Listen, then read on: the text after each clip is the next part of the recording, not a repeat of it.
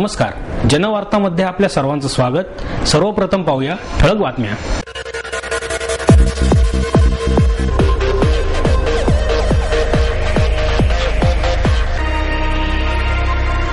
सर्वसामान्यांबद्दल असणारी आस्था खांडेकरांच्या साहित्यातून प्रगट होते. कादंबरीकार ह मो मराठे यांचे मत. पुणे शहर आणि जिल्ह्यात युवक काँग्रेसची सभासद नोंदणी सुरू. लवासा प्रकल्पाला आमचा विरोध नसून त्यातील कार्यपद्धतीला विरोध आहे, आमदार नीलम गोरे यांचं प्रतिपादन. माईर्स MIT शिक्षण संस्था समूह पुणेच्या वतीने 2011चे भारत अस्मिता राष्ट्रीय पुरस्कार जाहीर. पुणे रेल्वे स्थानक आंतरराष्ट्रीय बनवण्यासाठीचा प्रयत्न करणार, मध्य रेल्वेचे महाप्रबंधक कुलभूषण यांची माहिती. आणि बालगंधर्व कलादालनात भरवण्यात आले तथागत बुद्धांच्या मूल्यांची शिकवण देणारे छायाचित्र प्रदर्शन. सर्वसामान्यांबद्दल असणारी आस्था खांडेकरांच्या साहित्यातून प्रगट होते, असे मत कादंबरीकार ह मो मराठे यांनी व्यक्त केले. ज्ञानपीठ विजेते साहित्यिक वि. स. खांडेकर यांच्या स्मृतिदिनानिमित्त व्याख्यानमालेचे आयोजन महाराष्ट्र साहित्य परिषदेत करण्यात आले. खांडेकरांनी 40 वर्षे अखंडपणे लेखन केले. दृष्टीदोषामुळे त्यांना वाचण्यासाठी व लेखनासाठी दुसऱ्यावर अवलंबून राहावे लागत असे.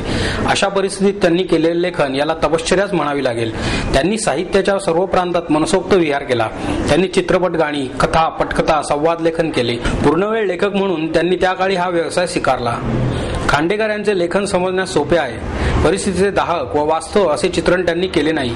त्यांच्या कथानकाची रचना कठीण नाही. आजही त्यांच्या पुस्तकांना भरपूर मागणी असते. ययाती या कादंबरीच्या आजही वर्षभरात 6000 प्रती विकल्या जातात. याशिवाय इतर कथा कादंबऱ्यांच्या 1 ते 1,500 प्रती विकल्या जातात. यावरून आजही ते वाचकांना जास्त जवळचे वाटतात हे दिसून येत असल्याचे त्यांनी सांगितले. पुणे शहर आणि जिल्ह्यात युवक काँग्रेसतर्फे सभासद नोंदणी सुरू करण्यात आली आहे. एकट्या पुणे शहरातून 1 लाख सभासद नोंदविण्याचे उद्दिष्ट ठेवण्यात आले आहे, अशी माहिती काँग्रेस भवनात झालेल्या पत्रकार परिषदेत देण्यात आली.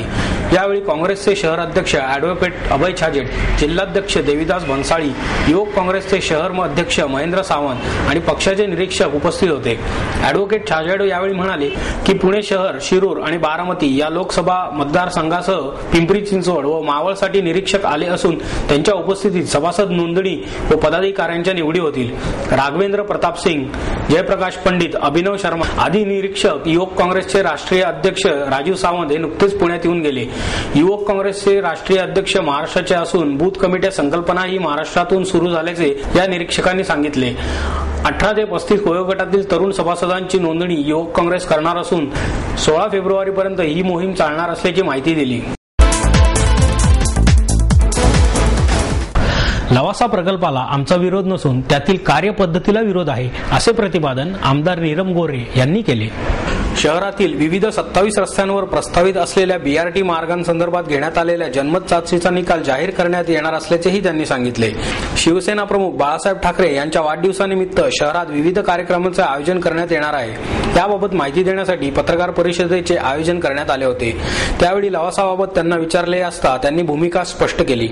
या पत्रकार परिषदेला महापालिकेतील गटनेते श्याम देशपांडे, शहर प्रमुख नाना वाडेकर आदी उपस्थित होते.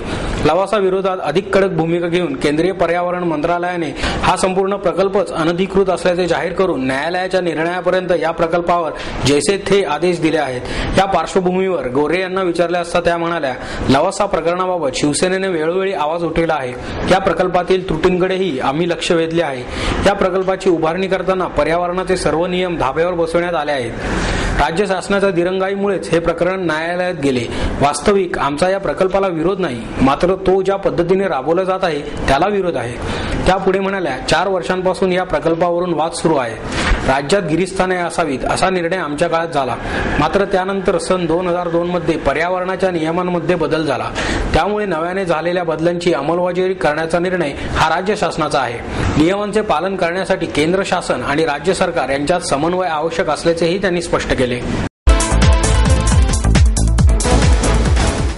माईर्स MIT शिक्षण संस्था समूह पुणे यांच्या वतीने 2011चे भारत अस्मिता राष्ट्रीय पुरस्कार जाहीर करण्यात आले आहेत। यावेळी बोलताना डॉक्टर माशेलकर म्हणाले, व्यवस्थापन क्षेत्रातील उत्तम शिक्षक म्हणून बेंगलोर येथील इंडियन इन्स्टिट्यूट ऑफ मॅनेजमेंटचे संचालक प्राध्यापक पंकज चंद्रा यांना भारत अस्मिता आचार्य श्रेष्ठ पुरस्कार, लोकसभेचे खासदार अनुराग सिंग ठाकूर यांनी तरुण वयात संसदीय क्षेत्रात आणि लोकशाही वाढीसाठी उत्तम काम केल्याबद्दल भारत अस्मिता जनप्रतिनिधी श्रेष्ठ, तर प्रसार माध्यमातून जनजागृती करणारी सर्वोत्कृष्ट व्यक्ती म्हणून स्तंभलेखक गुरुचरण दास, चित्रपटाच्या माध्यमातून अभिनय आणि दिग्दर्शनाद्वारे लोकजागृती करणारी सर्वोत्कृष्ट व्यक्ती म्हणून चित्रपट निर्माते आणि दिग्दर्शक आशुतोष गोवारीकर आणि कला, चित्रपट, नृत्य आणि संगीताच्या क्षेत्राच्या माध्यमातून जनजागृती करणारी सर्वोत्कृष्ट व्यक्ती म्हणून सुप्रसिद्ध लेखिका आणि नृत्यांगना डॉक्टर मल्लिका साराभाई यांना भारत अस्मिता जनजागरण श्रेष्ठ असे हे पुरस्कार 3 फेब्रुवारी रोजी माईर्स MITच्या प्रांगणात देण्यात येणार आहेत। या पुरस्काराचे हे 7वे वर्ष असून प्रत्येकी ₹1,25,000 स्मृतिचिन्ह आणि ताम्रपट असे या पुरस्काराचे स्वरूप आहे। आपल्या आचार विचार कृतीने ज्यांनी आपल्या देशाच्या नावलौकिकात भर टाकून विविध मार्गाने आपली अमूल्य सेवा देशाला समर्पित केली, अशा व्यक्तींच्या गौरवासाठी या पुरस्काराची योजना केली आहे, अशी माहिती भारत अस्मिता राष्ट्रीय पुरस्कार समितीचे अध्यक्ष जगद्विख्यात शास्त्रज्ञ पद्मभूषण डॉक्टर रघुनाथ माशेलकर, माईर्स MITचे संस्थापक संचालक प्राध्यापक डॉक्टर विश्वनाथ कराड आणि भारत अस्मिता राष्ट्रीय पुरस्कार समितीचे समन्वयक प्राध्यापक राहुल विश्वनाथ कराड यांनी पत्रकार परिषदेत दिली। पुणे रेल्वे स्थानक आंतरराष्ट्रीय बनवण्यासाठी प्रयत्न करणार असल्याची माहिती मध्य रेल्वेचे महाप्रबंधक कुलभूषण यांनी दिली। रेल्वेच्या वतीने केल्या जाणाऱ्या घोषणांमध्ये आणखी काही गोष्टींची भर पडली। पुणे रेल्वे स्थानक आंतरराष्ट्रीय बनवण्यासाठीचे प्रयत्न, स्थानक व परिसरातील सुरक्षा व्यवस्था वाढविणे, स्वच्छतेसाठी विशेष अभियान, स्थानकावरील अवैध गोष्टींवर कारवाई या गोष्टींना प्राधान्य दिले जाणार असल्याचे मध्य रेल्वेचे महाप्रबंधक कुलभूषण यांनी पत्रकार परिषदेत सांगितले। मात्र रखडलेल्या योजना व प्रस्तावांसाठी मध्य रेल्वेकडे पुरेसा निधी नसल्याची जाहीर कबुली त्यांनी प्रथमच दिली। मिरज पुणे लोहमार्गावरील स्थानकांच्या वार्षिक पाहणी दौऱ्यानंतर आयोजित पत्रकार परिषदेत कुलभूषण यांनी संवाद साधला। पुणे दौंड या लोहमार्गाच्या विद्युतीकरणासाठी 1500 कोटी रुपयांचा निधी मंजूर झाल्याने येत्या 2 वर्षात हे काम पूर्णत्वास जाईल, एवढेच ठोस भाष्य कुलभूषण यांनी केले। यावेळी विभागीय रेल्वे व्यवस्थापक प्रभात सहाय, मुख्य वरिष्ठ प्रबंधक ZA सिद्दीकी, मुख्य यांत्रिक अभियंता AK वर्मा आणि इतर अधिकारी उपस्थित होते। बालगंधर्व कलादालनात बुद्धांच्या मूल्यांची शिकवण देणारे छायाचित्र प्रदर्शन भरवण्यात आले आहे। बालगंधर्व कलादालनात चित्रकार देवेंद्र कडबे यांच्या संकल्पनेतून आकारास आलेल्या धम्मसंदेश या प्रदर्शनात चित्रांच्या छायाचित्रांबरोबरच गोष्टी रूपातून बुद्ध चरित्र उलगडले आहे। बुद्ध जन्मापासून ते महापरिनिर्वाणापर्यंतचे बुद्ध चरित्र कडबे यांनी या चित्रातून रेखाटले आहे।